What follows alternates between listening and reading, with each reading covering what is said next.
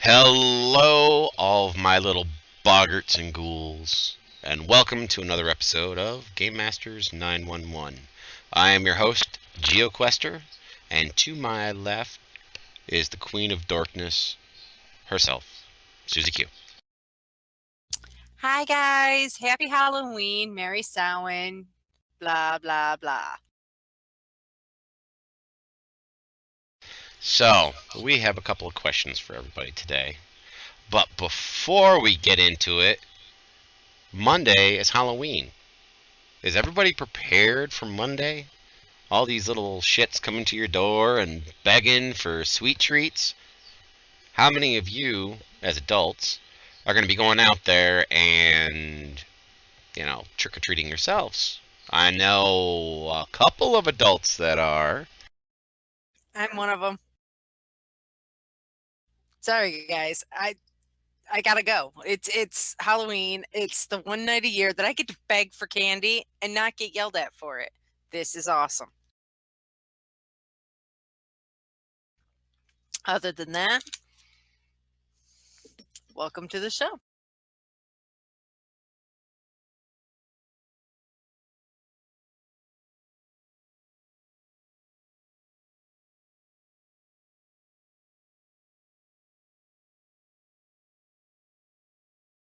Okay, oldest boy. I can't remember what the hell he's gonna be. I think it's just something creepy. Oldest girl. I think she's going as Suicide Squad Harley Quinn. Youngest girl is going as comic book Harley Quinn. And little man, I can't reveal that secret yet. I think we can reveal that secret. All right. Little man is Captain America. So I guess a nice question, since you and I also dress up for Halloween, we are those kinds of jackasses. You don't dress up. That's not a costume.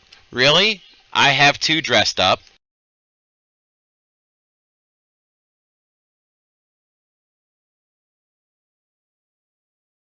So, I have a contest for everybody.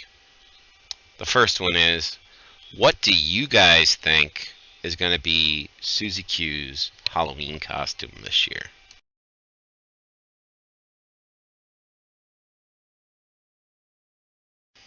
You'll see it right there in the stream. Go ahead and put your response in. And while you guys are doing that, you got about 20 minutes on that one. Let's get to some questions. Okay, let's start things off. In our spooky Halloween episode, people want to know how I can invoke actual fear in my players. Turn off the lights and bring a knife to game? Don't think that's what they meant, but that's a good suggestion. Fake blood works well too. To be honest, invoking true fear in your players during a game can be a little difficult sometimes. I'll have to agree to that one. It is hard. However, it can be done. It's all about setting up and prepping. If you're doing this at home, turning down the lights, using sound effects, and preying on your players, not the characters, but the players' fears, is always a good way. Changing your tone of voice. It doesn't have to be changing your voice. You don't have to do some sort of ridiculous accent or something. But if you change things up and talk in a whisper or pass notes or just set the scene to make it frightening. Knowing your players is actually a really, really good way of getting this.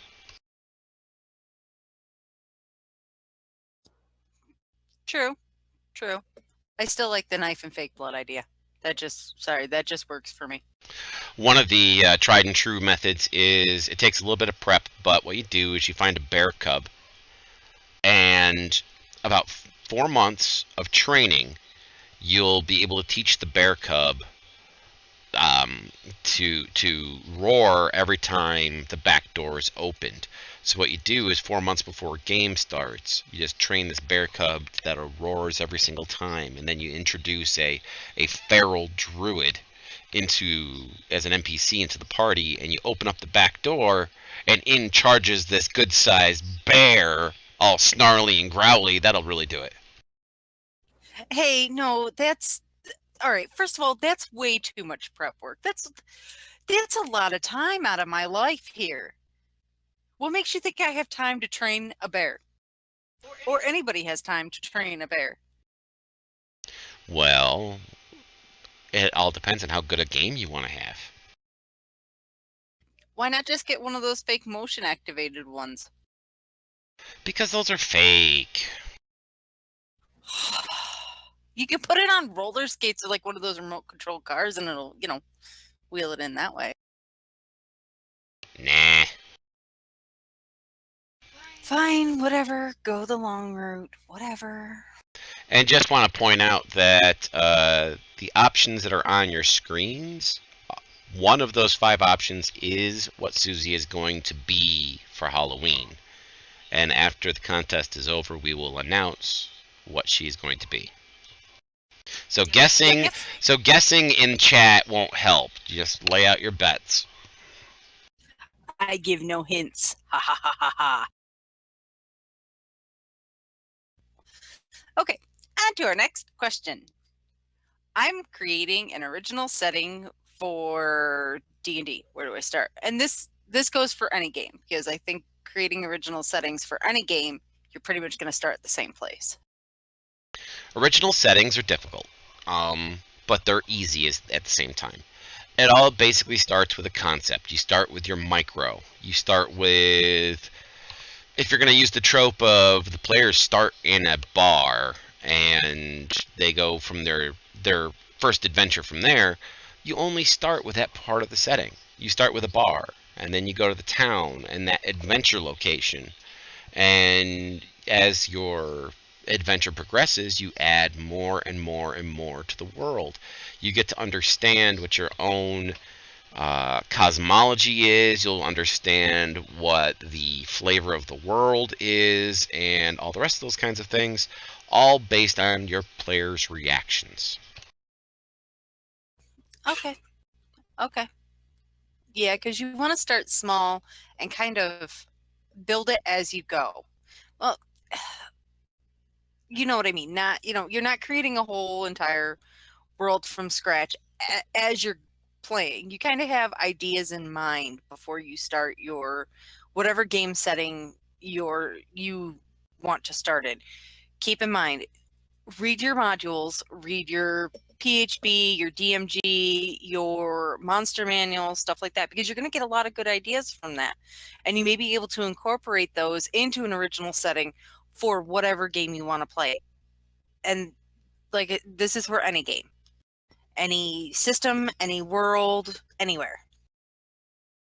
Okay, for our next question. Wait a minute. I have a question for you. Oh, Jesus. All right, shoot. All right, this was a write-in. I have a player who joined an ongoing campaign after a session which involved a fight against giant spiders and an anxiety attack. I was asked by said player's partner to remove the spiders from the rest of the campaign. What should I use in place of spiders? The reason I ask Susie Q this question instead of having her ask me this question is because we already know what my answer would be. Oh, fuck me with a pointy stick. All right. First of all, if you have such severe arachnophobia that something as simple as describing a spider sets you off into a full-blown panic attack, anxiety attack, whatever the fuck you want to call it, you need to go see your local mental health provider and go get some heavy-duty meds, because that's a bunch of bullshit. Sorry if this triggers you or sends you into your safe space, but no. If you are that if you are that afraid of spiders, you need to go get help. Secondly, if you can't approach your GM and be like, dude, that was really like not cool. You know, I have a fear of spiders, blah, blah, blah. Then you have a serious issue either with asserting yourself or you are just a big old pansy, you need to pull on your big person pants and get over it. Thirdly, I've been a GM before. Gio's been a GM for years. If you have to have your partner come talk to me to say that you're afraid of something, we have a huge issue and you shouldn't be in my game. Maybe you should find like My Little Pony or possibly Smurfs to go play. Yeah, if you have a player like this, don't replace whatever they're afraid of with something else. First of all, that's not fair to the other players. Secondly, that's not fair to you as a GM. Plain and simple. Cry yourself a river, build yourself a bridge, and get the fuck over it.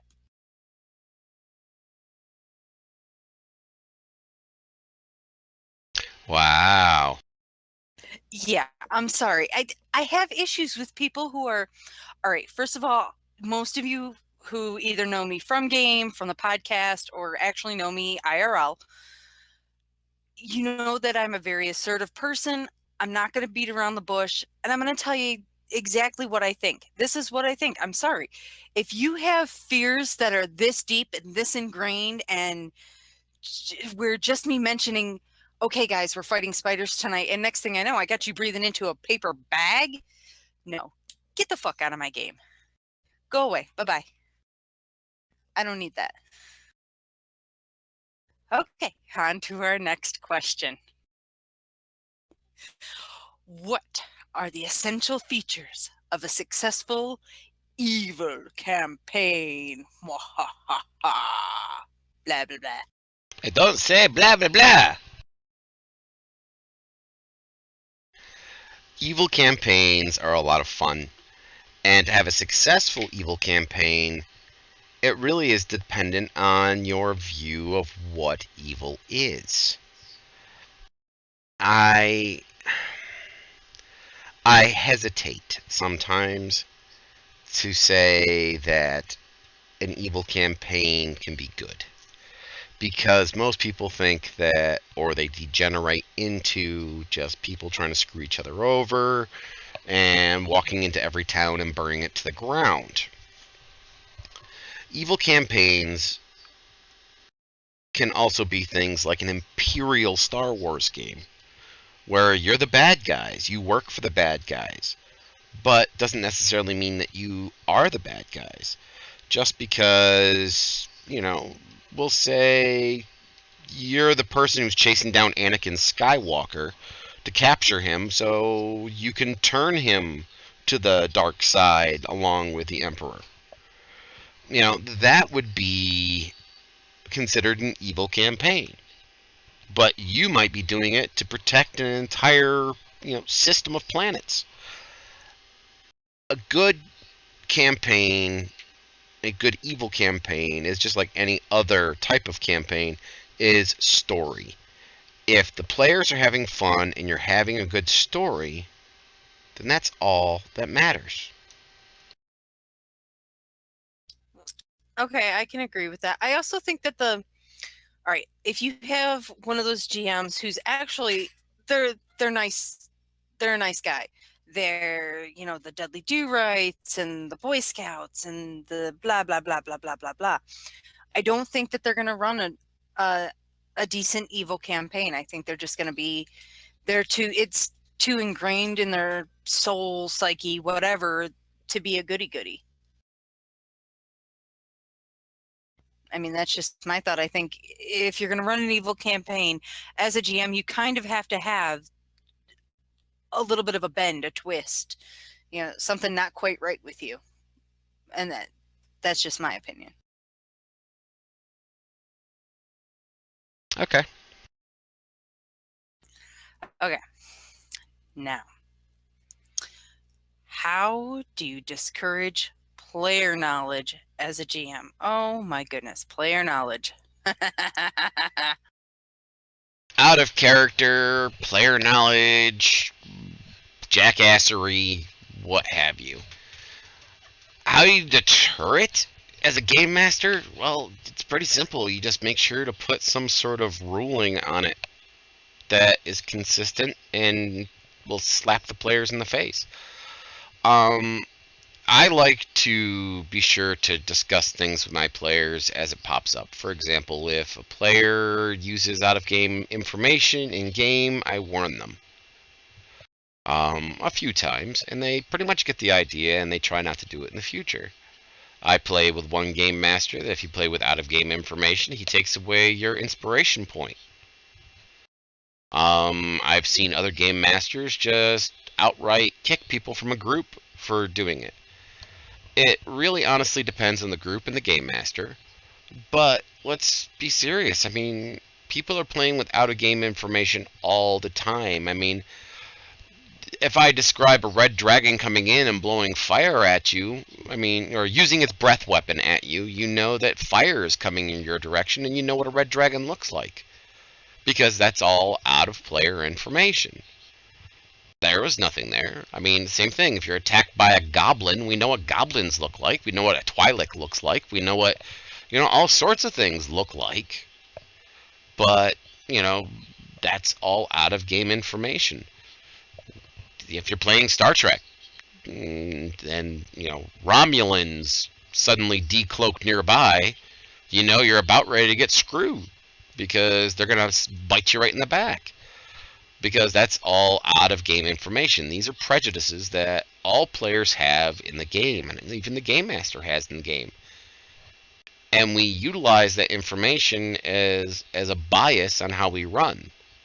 So there's a certain amount of it that is required, because you don't want to sit there and describe every flower, every tree, every bush, every twig to every player. But at the same time, you don't want them to know that, oh, look, I'll use two characters in my Friday game. Oh, look, Leah knows, or I should say Susie knows, that Ron's character, Cap, is about ready to get bit in the ass by a big trap. But her character doesn't know that. Her character is on a different part of the map. So how is she supposed to say, hey, Ron, watch out for that trap, when she's not there to actually explain to him what's going on? So that, I think, is what the issue here is people are using that kind of information to say, oh, look, I know what's going on here, I know what's going on there, and therefore I'm going to respond. We've all seen the Summoner Geeks little parody of, of the ogre and all the rest of that stuff. It's pretty much the same thing. People playing without a game information. As the game master, you have to be able to kibosh it, and the best way of doing that is discussing it with the players first. If that doesn't work, then you're going to have to enforce it with some kind of ruling. You have to punish them. Like the naughty little lambs they are. Yeah. Don't ask how many times I hear that a freaking day. Okay. This one's going to take a little bit because you're actually going to have to think about this one. And I like this question because of that.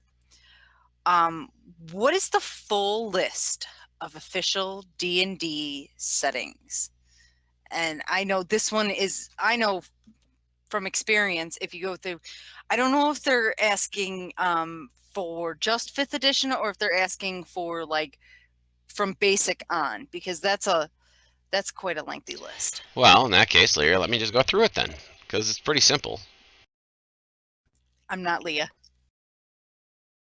I know you're not Leah. You just called me Leah. No, I didn't. I said it's pretty simple.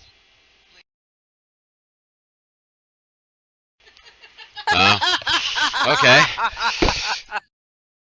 Sure, I guess I did. I guess I called my wife by her character name. That was interesting. Okay. It's your new girlfriend. I knew it. Don't worry, she jumps out the window before you get home. Alright, so the the full list, we'll start right off with the basic worlds. You have Mystara, Hollow World, Red Steel, Greyhawk, Blackmoor, Forgotten Realms, Karatur, Maztica, um, Zakara, Spelljammer, Ravenloft. I'm not going to go through each individual domain as red. Mask of Red Death, Dark Sun, Eberron, and let me think, is there anything else I'm missing? Planescape. Planescape, thank you. And I think that is it. I think so. Yeah, I think that's it. I can't think of any others because they're that. I mean, it's if you guys look at it, and you guys can Google this stuff too. If you Google how many campaign settings there are for D&D, you're gonna like the list is freaking huge. It's enormous, and there's so many like different versions of each world that have developed through the different editions, because like first edition Ravenloft is second edition Ravenloft is vastly different from like fifth edition Ravenloft. They're it's the same campaign setting, it's just it's different, it's changed over time, which is what good role playing is supposed to do. I hate to interrupt you, but there was no such thing as first edition Ravenloft. You know what I mean, second edition Ravenloft there. Okay.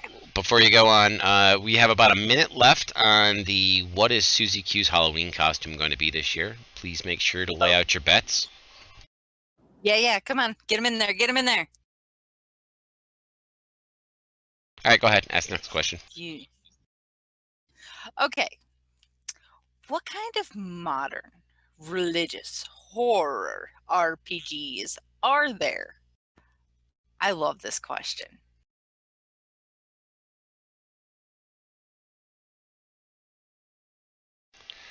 Those two would be Innomine and Seventh Seal. Both of those are insanely good. I particularly love Seventh Seal. It's if you guys get to take a look at it, it's such a fantastic system. Oh my goodness.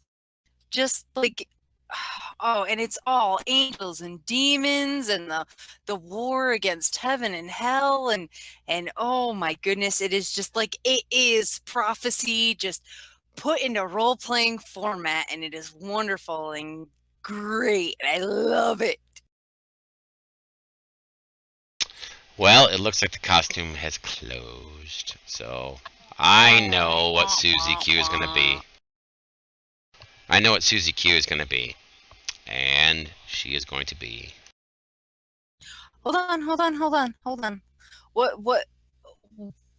Let's see what the highest votes were for. The number one vote was for Raggedy Ann, Wah, wah, wah. which Susie was a few years ago. 3 years ago, I was Raggedy Ann. It was more than that. No, only 3. It was more than that because Nikki was not in school yet. Oh, geez, that's wow. All right, second highest. Slutty Red Riding Hood. Nope, sorry, was that a few years ago too. Wah, wah. All right. What do we got next? That was it. We only had 2 for that one. Really? You guys? Wow.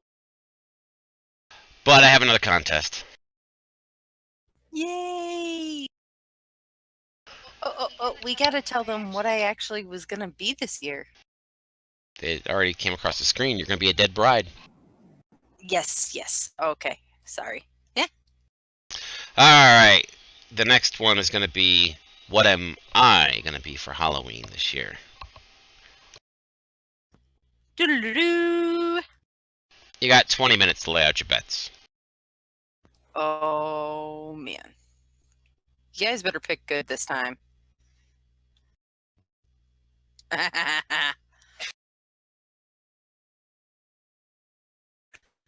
Oh, this is good. I love this. Keep on voting, guys. It's awesome. All right. Time for more questions. Doom, doom, doom. Okay, this one is kind of all right. I'm going to say there's no such thing as stupid questions because there really isn't any.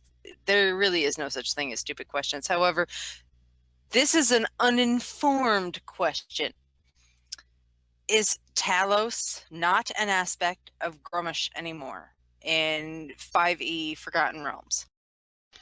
To be honest, I have never known Talos to be a aspect of Grummash ever. I didn't think Talos was. But that's just me. Okay, so the list, for those of you who can't see it, is A, Indiana Jones, B, college student, D, Iron Man, E, get off my lawn man, and E again, Wolverine. Interesting. It gave 2 E's. 2E or not 2E, that is the question.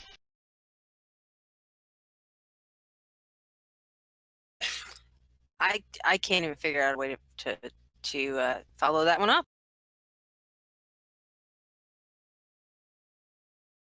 Okay, here's another one. Is damage rolled once per area of effect spell or once per target? Like, say I cast Fireball. Fireball, or what is that one where it rains down ice shards? I can't remember what it's called. Blizzard. It's a druidy. Yeah, that one. Am I rolling just general? If I roll my damage, am I rolling just general damage, or am I rolling once for each person in that area? If you're going to be rolling damage for an area of effect spell, then I say that you roll once, and everybody within that area of effect would be able to take it. By the way, Blizzard doesn't have damage. But if you want to be, well, I guess a sadist as a game master or as a player, you could technically roll individually for each one, but it's usually always been handled as once per area of effect. Okay. Can a were creature, druid, wild shape ball in hybrid form? Seriously? Say that one again. Can a were creature, druid, wild shape when in hybrid form? Yes. I don't see why not. I don't see why not either. I mean, that's just a given. Oh boy.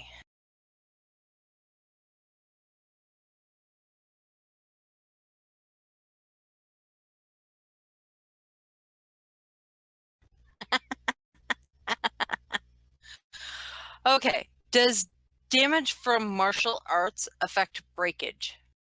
Or sorry, does added damage from martial arts affect breakage?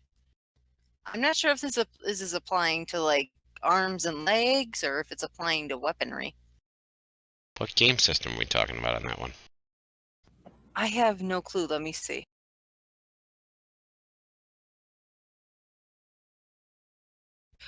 Anima Beyond Fantasy.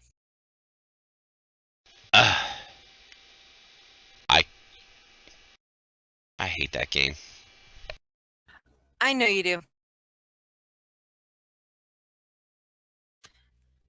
Believe me, I know. Yes, the additional damage from martial arts does affect breakage. Okay. Do basic D&D and second edition D&D Mystara have separate canon timelines? Yes.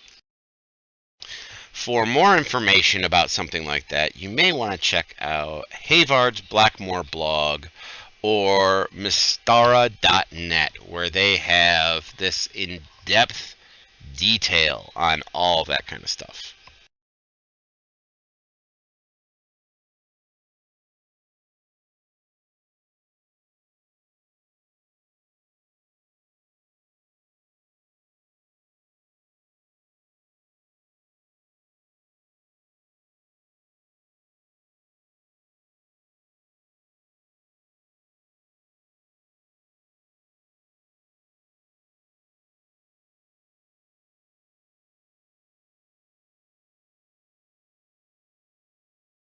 Hold on, guys. I'm looking through my many questions and trying to find something that will go along with our content tonight.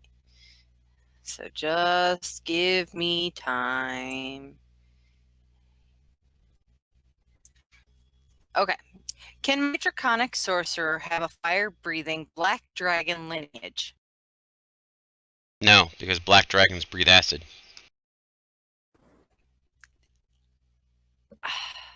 See, now I would allow it, but you better have a damn good backstory as why you with black dragon lineage would be breathing fire, and it better be a fantastic backstory.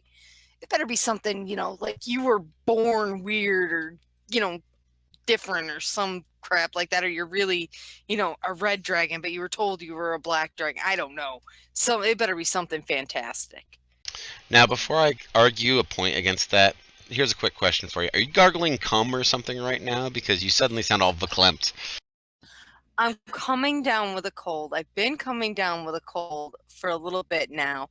You need to shut your mouth and mind your business. Okay, so yeah, she's gargling cum. I could allow a black dragon with a fire breath, but you're not getting the acid resistance. You'd be getting fire resistant. I could understand that the black and the red, had a baby in the past, and you have some sort of weird split lineage. Therefore, you look like a black, but you have red powers. I could understand. Yeah. See, that's what I mean. It better be a good backstory. It better be something like you've thought this out, you've written this down, it's an awesome black backstory. It better not just be, well, I'm a black dragon, but I breathe fire like a red dragon. I'm gonna smack you for that, and I'm gonna tell you to go write me a better story. I want better stories. So here's a quick joke / riddle for the stream, since people are responding to my comment to Susie Q. What's the difference between love, lust, and showing off?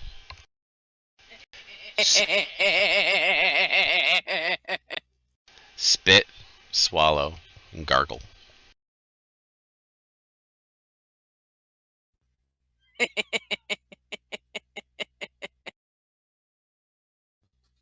Okay.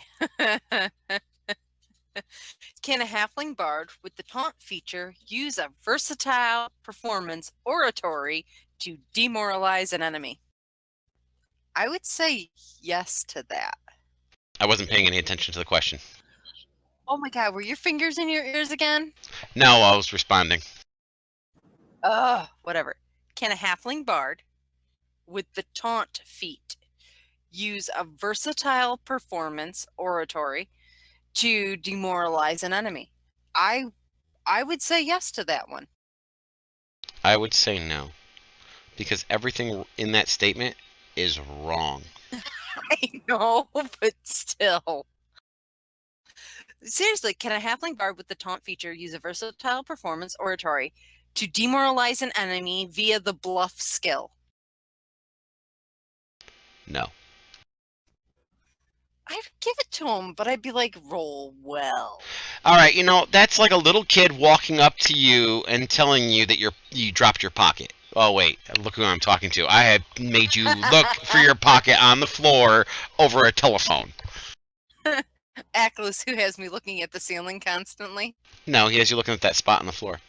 Yeah, that spot on the floor. Shut up. I made you do that over a telephone. But a halfling... So did he? No, I was telling him how to do it while you were on the phone with him. But anyway, the the idea that a halfling bard is going to use bluff to demoralize somebody, that's like one of the Kardashians having a freaking PhD. It just doesn't happen. Whatever. My favorite. My favorite. My favorite. Can I create a magic item to create Juju zombies? You don't understand. I love Juju zombies. Juju zombies are the bomb. If you don't know what a Juju zombie is, watch the movie The Mummy Returns with Brendan Fraser and blah blah blah. The little guys when they're running through the forest and you see them and they jump on the log and it explodes and they ride it down like they're riding that big freaking bomb thing and they got those are Juju zombies. They're cute and they're cuddly and they're pygmies.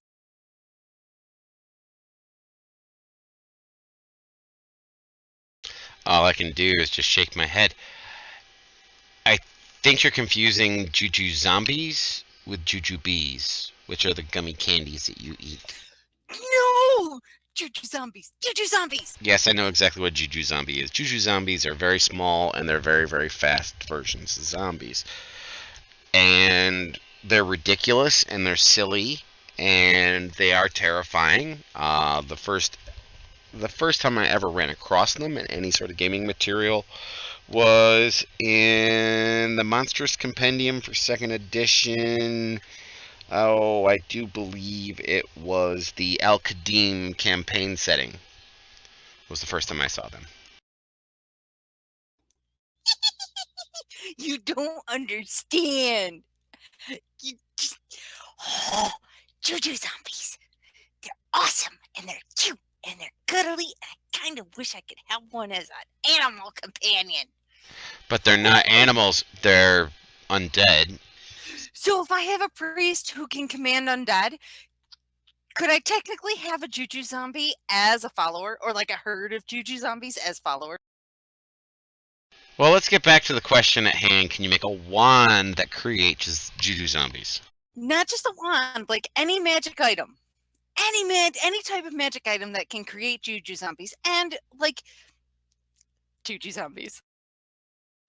I could see something like that being made, yes. Hercules, I know what my next character gonna be. That's right. A Juju zombie calling priestess. Woot woot. That's right, y'all. Juju zombies. Wait for it. Iron Maidens. I'm gonna have Juju zombies. Come. Y'all gotta watch that. Y'all gotta watch that. Woot woot. That's right. Mm-hmm. No.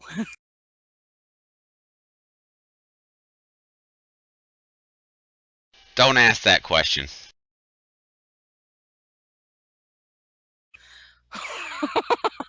She'll be saying that word for 3 days. This is how much I love Juju zombies. Yeah. She'll love them right up till I throw them at her in the game on Friday. Okay. How many spells can a cleric learn? That's kind of like asking how much wood could a woodchuck chuck. It actually does sound very much like how much wood could a woodchuck chuck. I do believe what they're asking here is they're asking like what their prayer book would have in it.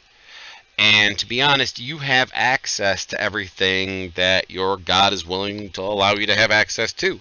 So if, for example, in my games, I allow my players to have all of the player's handbook divine spells as accessible when they memorize first thing in the morning, which the memorization maximum that they can have, the preparation maximum they can have per level is their maximum number of spell slots for that day.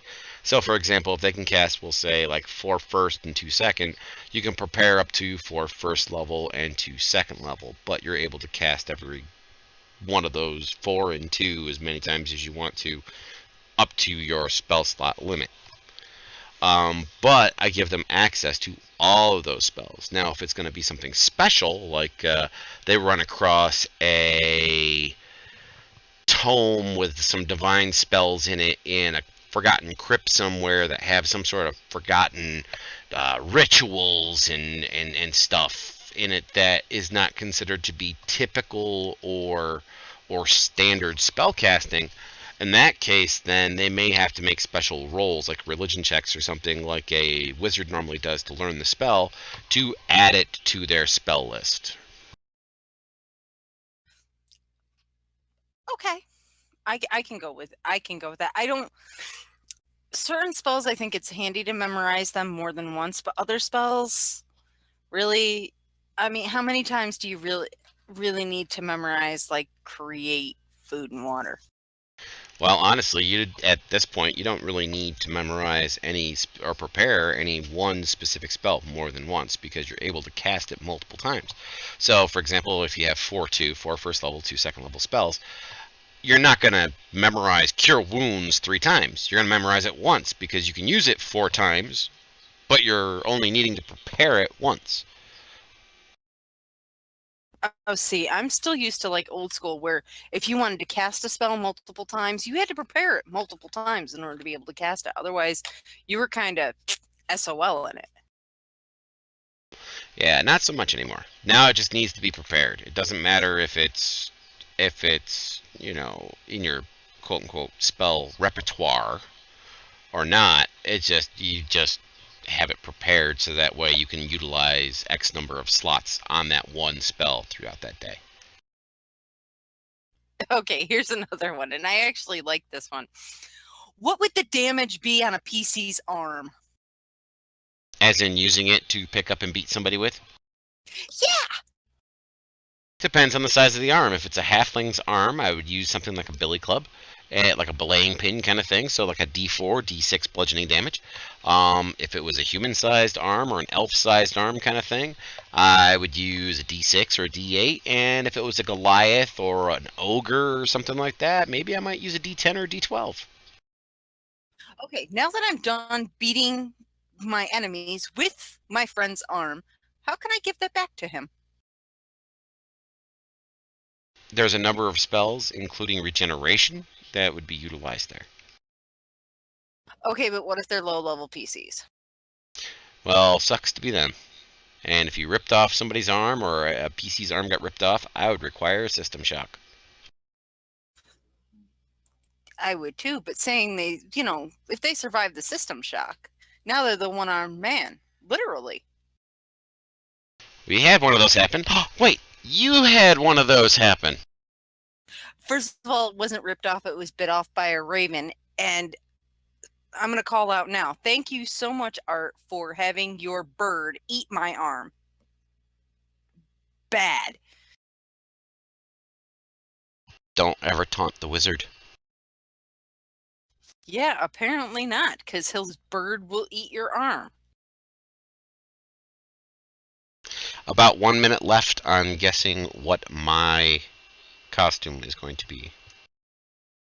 If you vote, E, and you wish to have the other option that is up there, then by all means let me know in the chat and I will update that.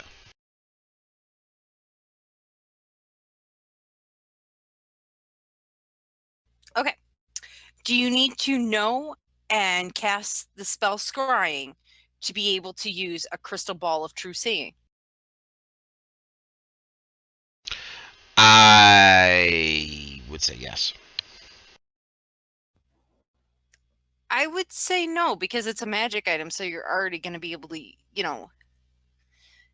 it's already got. I would assume that it would already have the spell there instead of having to have you cast the spell again on an object. I mean, if it were just a plain old crystal ball, like you picked it up out of the gutter or something, polished off and away you went, yeah, then I would say, okay, you need to have the scrying spell. But if it's a crystal ball of true seeing, doesn't that already have like some sort of spell like that built into it because of it being a magic item? No, it's actually it is a magic item, but at the same time, it's also more of a spell focus. It's utilized to help focus the scrying spell in a specific manner. The true seeing in the crystal ball of true seeing is allows you to look through people's disguises and illusions while you're using the scrying spell. Okay. Okay.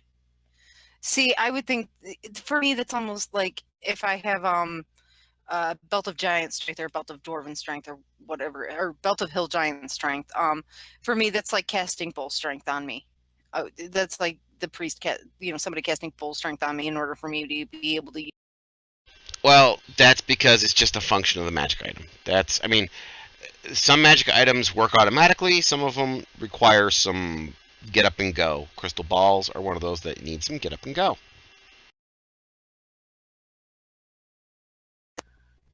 Okay, okay. And how can my PC kill another PC and keep it a secret? Really? Hold on. First of all, let me get Okay, over. okay. Let me get this done with first. The Halloween costume is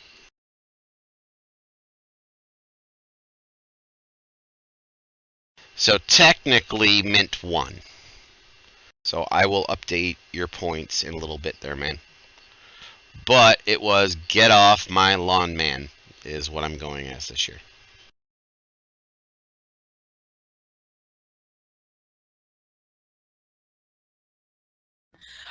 Oh, okay. It's one of my favorites. Okay, so how do I kill a PC as a PC without letting everybody else know? Exactly. You have like, all right, the scenario is the you are playing the a rogue with the character template of assassin.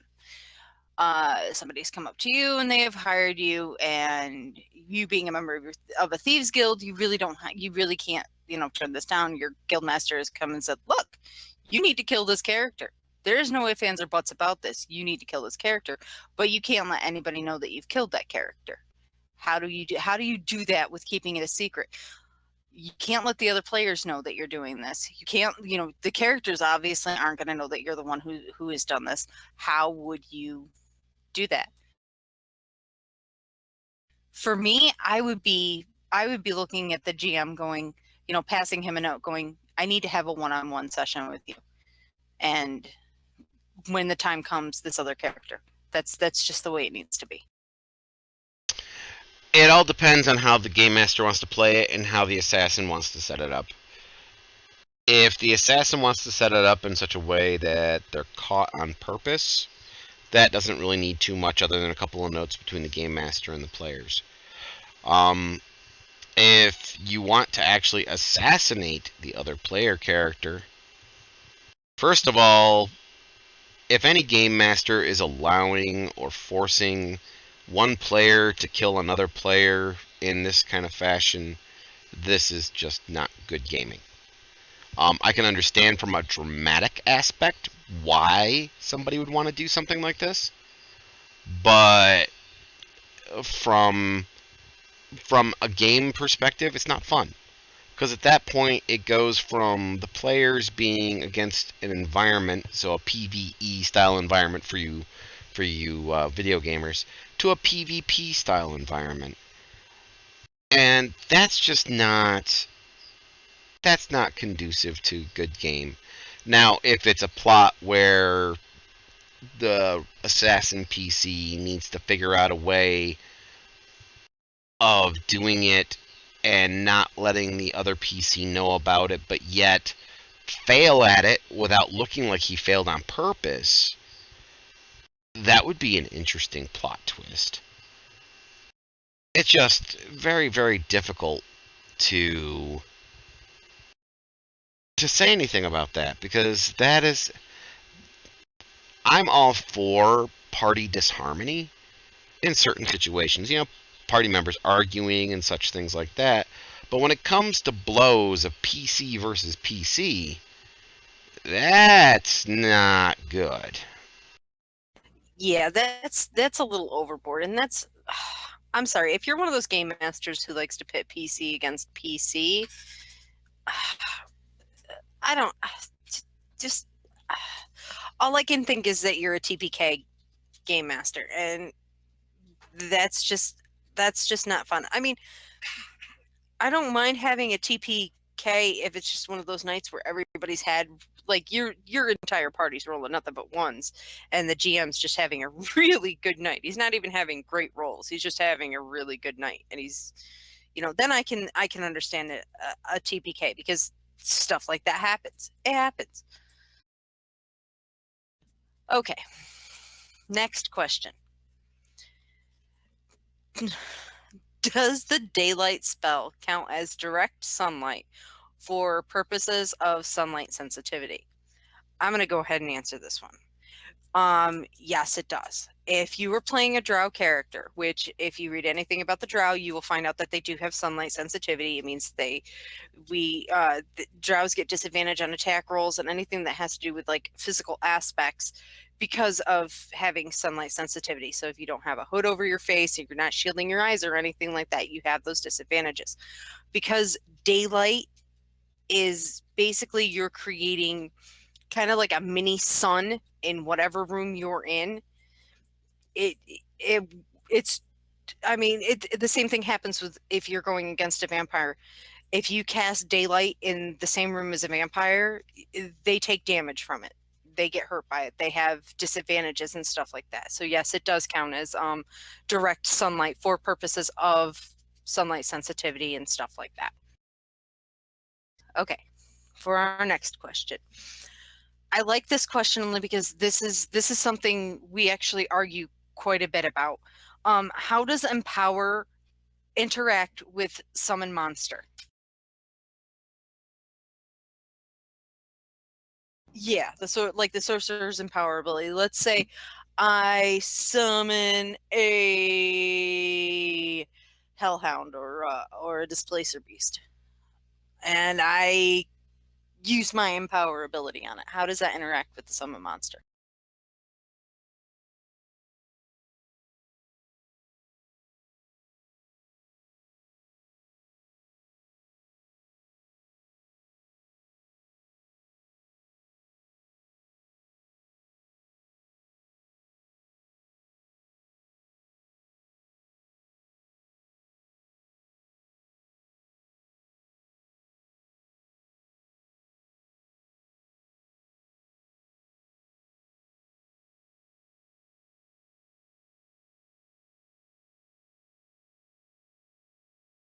Okay.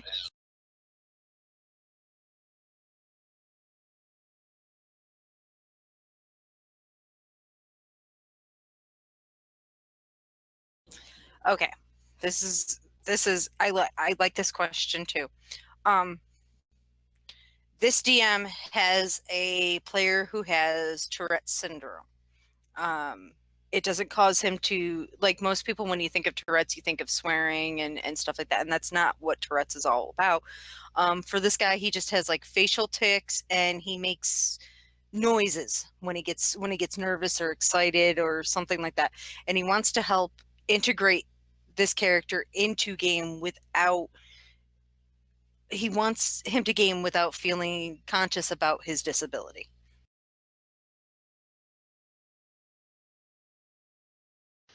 You treat anybody with any sort of disability at your table like you treat every other person around your table. That's as simple as it gets. It doesn't really matter if the person has Tourette's or the person has blue hair. What's the difference? They're get there to game. They're not there to be treated differently. Just play the fucking game and get the fuck over your own prejudices. I can get behind that. Just if you're a GM and you do have a player who does have a disability, just keep in mind that you may have to work within the confines of their disability.